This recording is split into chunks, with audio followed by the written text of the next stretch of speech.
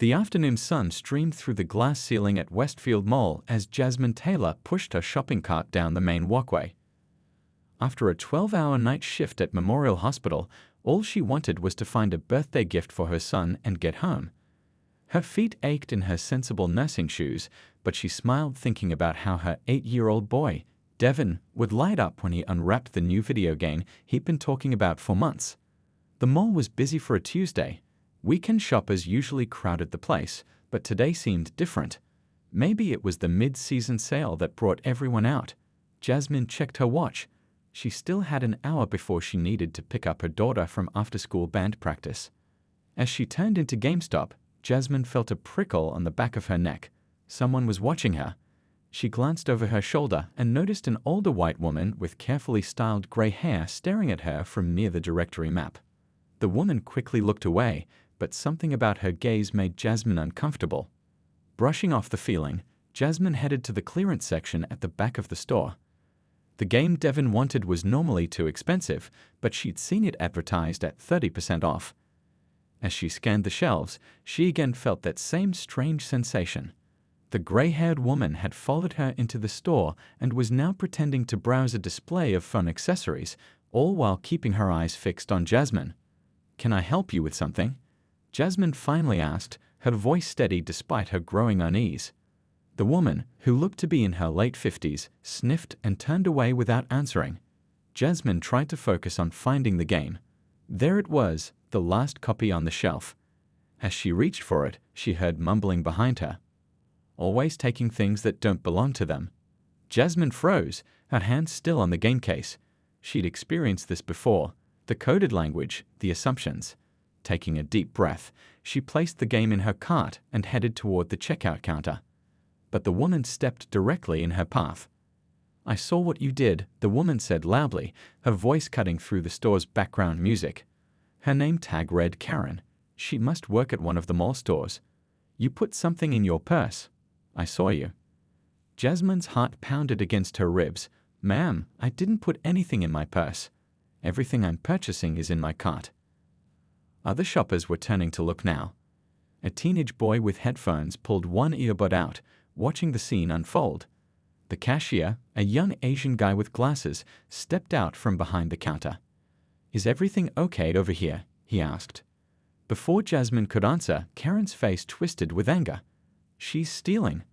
I've been watching her since she came into the mall. These people think they can just take whatever they want." "These people?" Jasmine repeated quietly, her cheeks growing hot. 15 years as a nurse, a homeowner, a PTA member, a Sunday school teacher, and still, to some, she was just one of these people. "Ma'am, if you have concerns, I can call security," the cashier offered, clearly uncomfortable. "Yes, call them," Karen demanded, her voice rising higher. "Check her purse." Jasmine set her jaw. "You know what? Go ahead." She opened her purse wide. "See for yourself." "There's nothing in here but my wallet, keys, and some tissues." Something seemed to snap in Karen then. Later, people would describe it as if a switch had flipped. She lunged forward, shoving Jasmine hard against a nearby display case of collectible figurines. Several toppled and crashed to the floor as Jasmine caught herself. "You people are all the same," Karen shouted, her face inches from Jasmine's.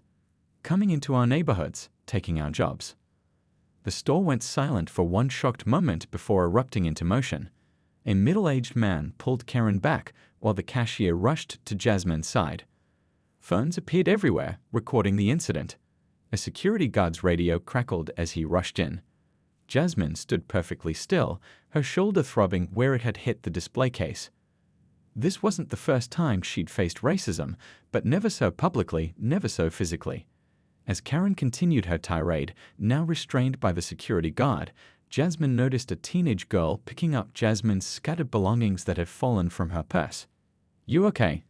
the girl whispered, handing Jasmine her keys. "My mom's calling the police." "That lady's crazy." Jasmine nodded, unable to find words yet. She had no idea that within hours, this ugly moment would spiral into something much bigger than she could imagine, or that what would happen next would leave everyone who witnessed it completely stunned. The GameStop erupted into chaos. People who had been quietly shopping moments before were now crowding around, their faces a mix of shock and anger. Two teenage boys lowered their phone after capturing the whole thing, their eyes wide. A mother pulled her young daughter close, covering the child's ears to block out Karen's continuing stream of awful words. "Someone call more security," shouted a tall man in a business suit who had stepped between Karen and Jasmine. "Already did," the cashier replied, his hand still on the store phone. "They're on their way." Karen tried to push past the businessman. "She needs to be arrested. I know what I saw." An older woman with silver-streaked hair and kind eyes approached Jasmine. "Honey, are you hurt? Do you need to sit down?" She guided Jasmine to a nearby gaming chair display, glaring at Karen over her shoulder. Jasmine touched her arm where it had hit the display case.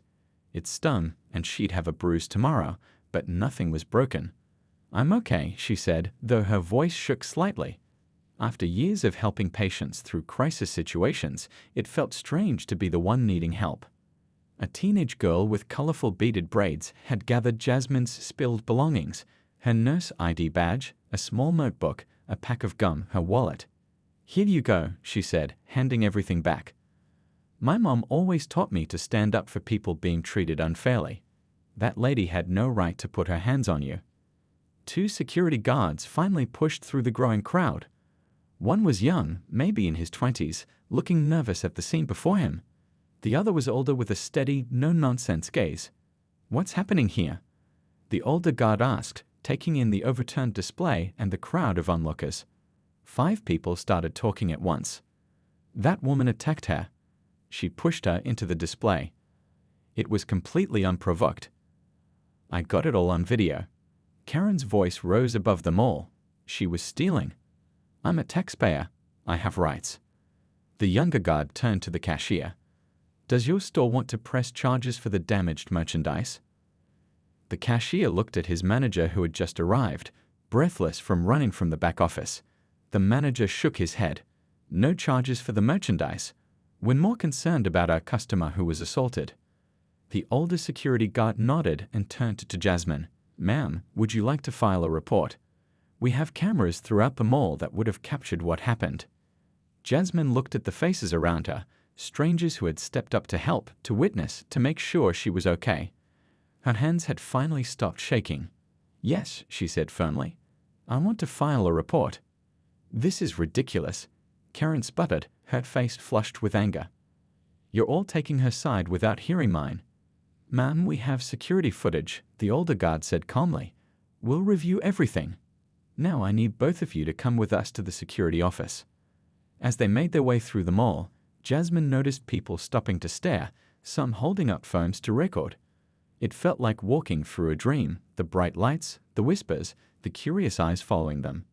In the security office, a small room with monitors covering one wall, the guards asked them to sit on opposite sides of the room while they reviewed the footage. Karen continued insisting that Jasmine had stolen something, demanding that they search her bags. The head of security, a broad-shouldered woman named Officer Lopez, entered the room and went straight to the video system. She rewound the footage, her face serious as she watched. After a few minutes, she turned to Karen. "Ma'am, I can clearly see you following this woman through 3 different stores. I can see you approach her, and I can see you push her. At no point does the footage show her stealing anything." Karen's mouth opened and closed, but no words came out. Officer Lopez continued, "We've called the police. They'll want statements from both of you." "The police?" Karen's voice suddenly lost its edge. "But I was just trying to protect the store." A notification sound chimed from several phones in the room. The younger security guard glanced at his screen and his eyes widened. Boss," he said quietly to Officer Lopez, "the video's already online. It's getting shared everywhere." Outside the security office, the mall continued its normal business. People shopping, eating, laughing. But in the small room with its glowing monitors, Jasmine realized that what had happened wasn't going to stay contained within these walls. For better or worse, the world was about to weigh in on what had happened to her today. And no one, least of all Jasmine, could predict what would happen next. Jasmine closed her front door and leaned against it, finally alone after the longest day of her life. The house was quiet. Her husband Tom had taken the kids to his mother's for the night after Jasmine called and told him what happened. You need some space, he'd said, some time to breathe. She kicked off her shoes and sank onto the living room couch, wincing as her bruised shoulder touched the cushion. The police had been surprisingly kind. They'd taken her statement, photographed the already darkening bruise on her arm, and explained that they'd be following up with charges against Karen for assault. Her phone buzzed again, the screen lighting up with yet another notification. She'd had to silence all her social media apps on the drive home. The video had spread faster than she could have imagined. A local news reporter had already left 3 messages asking for an interview. Jasmine picked up her phone, scrolling through the flood of messages from friends, family, and complete strangers who had somehow found her accounts. Most were supportive. "Stay strong, sister. This happened to me last year. Don't let them make you feel small. You handled yourself with such grace. I would have lost it." Some comments made her stomach tighten. She should have fought back. Why didn't she just empty her purse right there? I bet there's more to this story. Jasmine put the phone down and closed her eyes. How had a simple trip to buy a birthday present turned into this? She hadn't asked to become a viral moment, to have strangers debating her reactions, her choices, her life. The doorbell rang, startling her. Through the peephole, she saw her neighbor Diane holding a casserole dish. "I saw what happened," Diane said when Jasmine opened the door. "My niece works at that mall. Are you okay?" Jasmine nodded, touched by the gesture. "I'm still processing it all." "Well, nobody should have to cook dinner after a day like yours," Diane said, handing over the dish. "It's just chicken and rice, nothing fancy." After Diane left, Jasmine's phone rang again. This time it was her boss at the hospital. "Jasmine, I just wanted to check on you," Dr. Reynolds said, "and to let you know that the hospital stands behind you completely. Take whatever time you need." "Thank you," Jasmine replied, surprised by the call. "But I'm scheduled tomorrow, and honestly, I think working would help keep my mind off things." "If you're sure, but if you change your mind, just call." Later, after eating some of Diane's casserole and taking a long shower, Jasmine sat at her kitchen table with a cup of tea and finally allowed herself to look at the video. It was strange watching herself on screen, seeing the shock on her face when Karen shoved her, hearing the gasps from onlookers. The comments below the video numbered in the thousands already. Her phone pinged with an email notification from the mall management. "Dear Ms. Taylor, we want to extend our sincerest apologies for the incident that occurred at our property today. The behavior you experienced goes against everything we stand for as a community space. The individual involved has been permanently banned from all our properties nationwide. We would like to speak with you about how we can make this right. Please contact us at your convenience." There was another email from a national news program requesting an interview, and another from someone claiming to be a civil rights attorney offering to represent her for maximum compensation. Jasmine closed her laptop. Everyone wanted something from her now, a statement, an interview, a reaction, but all she wanted was for things to go back to normal. Her phone rang again. Unknown number. She almost didn't answer, but something made her pick up. "Hello. Is this Jasmine Taylor?" The woman's voice was hesitant, nervous. "Yes. Who's this?" "My name is Rebecca Matthews." There was a pause. "Karen Matthews is my mother." Jasmine's hand tightened around the phone. Of all the calls she'd expected, this wasn't one of them. "I saw the video," Rebecca continued, her voice shaking slightly. "I'm so sorry for what my mother did to you. I needed you to know that not all of us are like her. And there's something about my mom that I think you should know." Jasmine sank back into her chair, unprepared for what she was about to hear, something that would completely change how she viewed the woman who had attacked her just hours before. Jasmine sat frozen, the phone pressed against her ear. 1,000 thoughts raced through her mind. Should she hang up? Yell? Listen? "I understand if you don't want to talk to me," Rebecca continued when Jasmine didn't respond. "But please just give me 5 minutes." Jasmine took a deep breath. Her grandmother had always told her that listening costs nothing. "I'm listening. First, I want to be clear. I'm not making excuses for what my mother did. It was wrong, completely wrong." Rebecca's voice cracked. "But there's something happening with her that might help explain it. About 8 months ago, Mom started changing. Little things at first, forgetting where she put her keys, mixing up our names, getting confused about what day it was. Jasmine leaned back in her chair. As a nurse, she'd seen these symptoms before. We thought it was just stress or maybe normal aging, Rebecca continued. But then she started saying things, hurtful things. Things the mother who raised us would never say.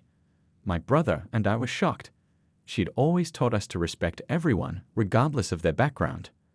Are you saying your mother has dementia? Jasmine asked, her professional instincts kicking in. The doctors think it's early onset Alzheimer's with frontotemporal degeneration, Rebecca replied. It affects the part of the brain that controls impulses and social behavior. We've been trying to get her proper care, but she keeps insisting nothing's wrong. She was supposed to start a new medication trial next week. Jasmine rubbed her temples. This complicated everything.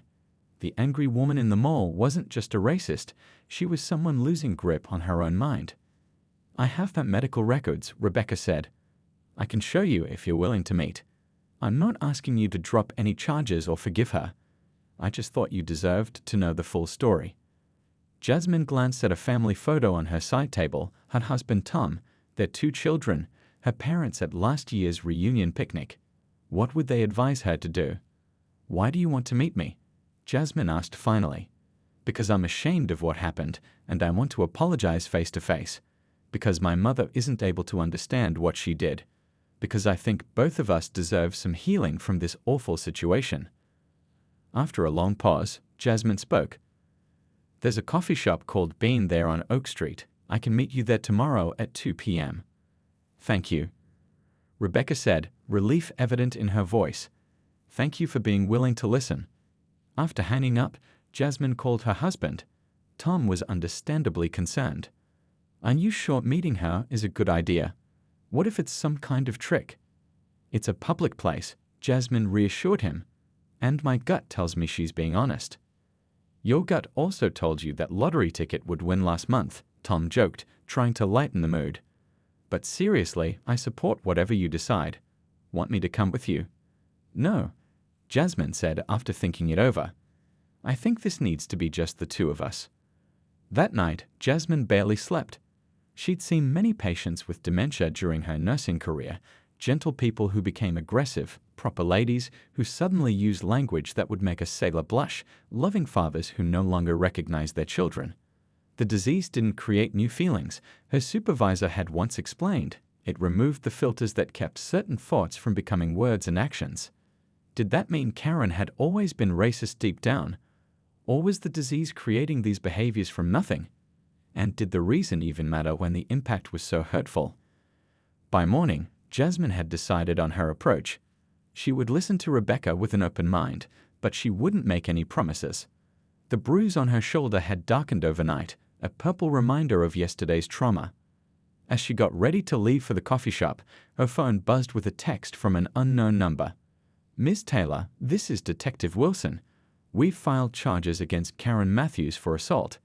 The DA is considering adding a hate crime enhancement based on witness statements. Please call me when you can. Jasmine stared at the message. A hate crime charge would mean much more serious consequences for Karen. With her medical condition, that could be devastating.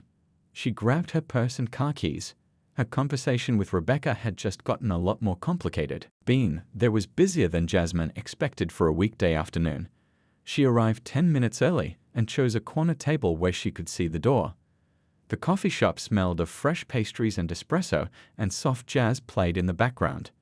Jasmine ordered a chai latte, more to have something to do with the hands than because she wanted it. Her stomach was in knots. What exactly was she hoping to get from this meeting? Understanding? Closure? She wasn't sure herself. At exactly 2 p.m., a young woman walked through the door, glancing around nervously. She looked nothing like Karen. Where Karen had been stiff and severe, this woman seemed soft, with kind eyes and rounded shoulders, as if carrying a heavy weight. She spotted Jasmine and hesitated before approaching. Jasmine? She asked quietly. When Jasmine nodded, she continued, I'm Rebecca. Thank you for meeting me. Jasmine gestured to the chair across from her. Would you like something to drink? Just water, thanks. Rebecca set down a leather messenger bag and pulled out a manila folder. I brought my mother's medical records like I promised. After Rebecca got her water, she sat down and opened the folder. This is the official diagnosis from Dr. Chen at Memorial Neurology. She slid a paper across the table. And these are her brain scans from last month, showing the affected areas. Jasmine looked at the documents, her nursing background helping her understand the medical terminology. The scans clearly showed deterioration in Karen's frontal lobe, the part of the brain that controlled impulse regulation and social behavior. How long has she been like this? Jasmine asked, looking up from the papers. Rebecca twisted her water glass. The changes started about a year ago. Small things at first, forgetting appointments, getting confused about which day it was. Then her personality began to change. She'd always been a bit uptight, but never mean. Never hateful. Rebecca's voice cracked on the last word. 6 months ago, she got fired from her job at the library where she'd worked for 20 years. She called her supervisor a horrible name when he asked her to reshelve some books. After that, things just got worse. My brother and I have been taking turns checking on her, but she refuses to admit anything's wrong. Has she been violent before? Jasmine asked. Not physically, no. That's what shocked me about the video. She's said terrible things, but she's never put her hands on anyone. Rebecca looked down at the table. At least not until yesterday. Jasmine thought about her own grandmother in her final years, how confused and frightened she'd become as dementia took hold. It had been heartbreaking to watch. I'm not here to excuse what she did, Rebecca said firmly. Nothing justifies how she treated you. She took a deep breath. I wanted you to know that the woman who attacked you isn't really my mother.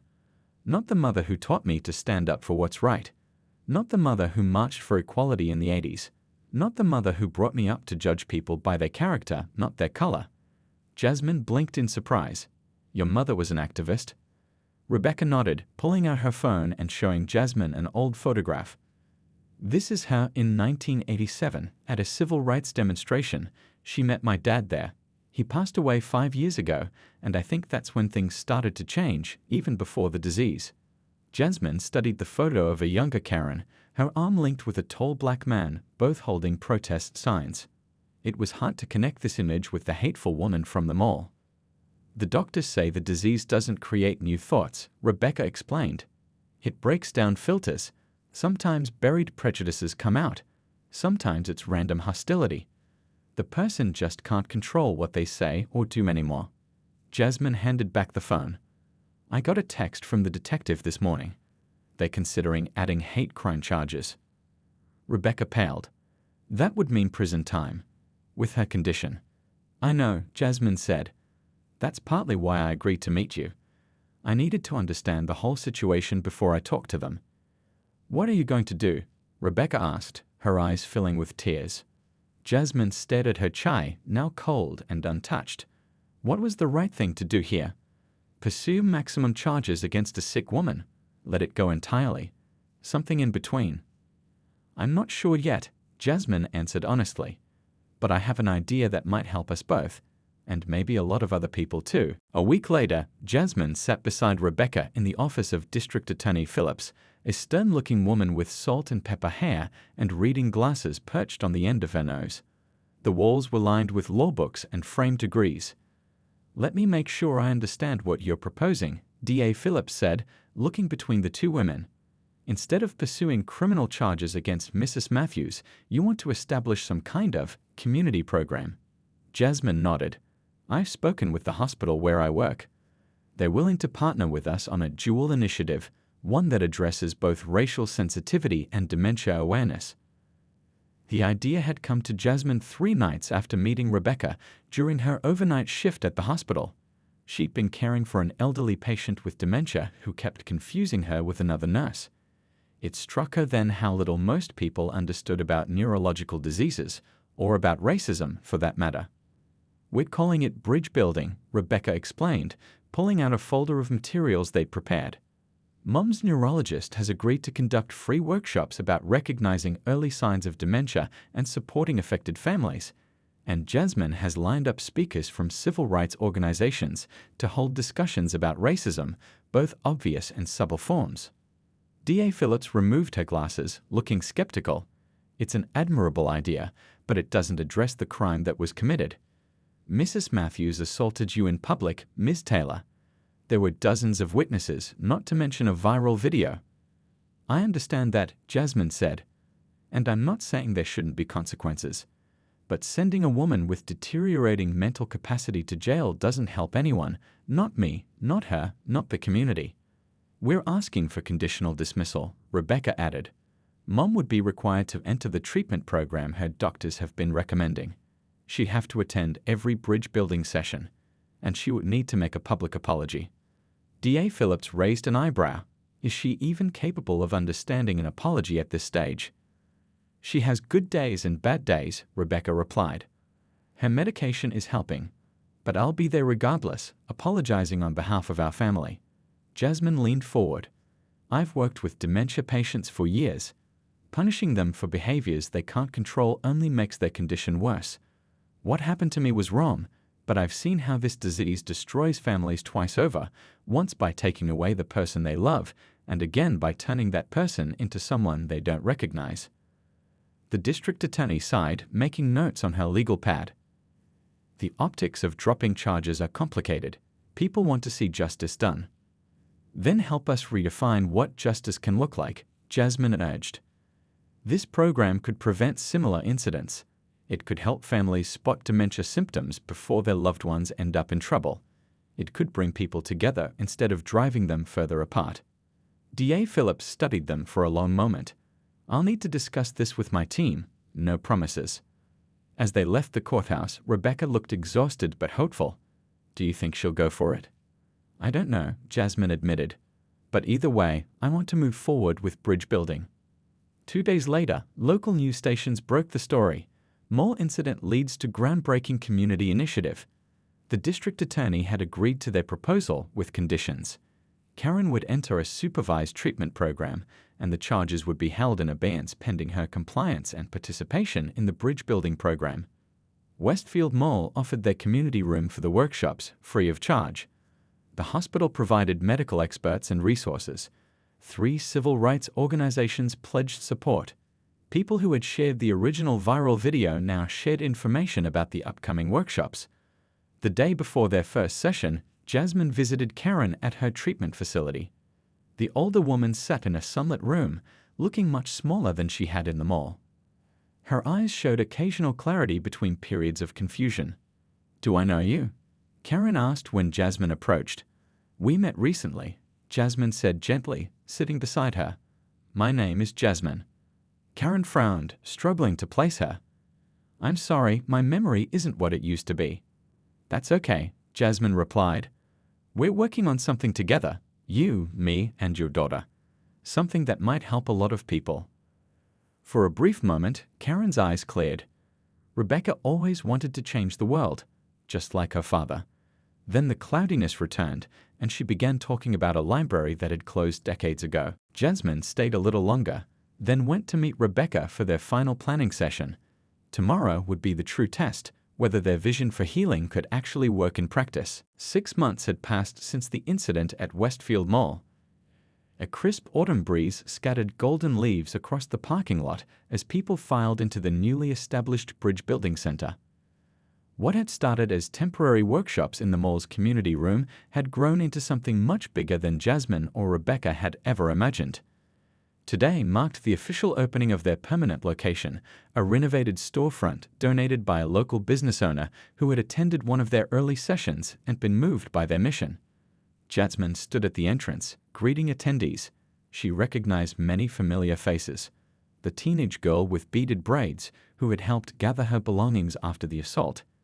The kind older woman who had offered her a seat in the store. Even the mall security officers who had handled the initial report. Can you believe this?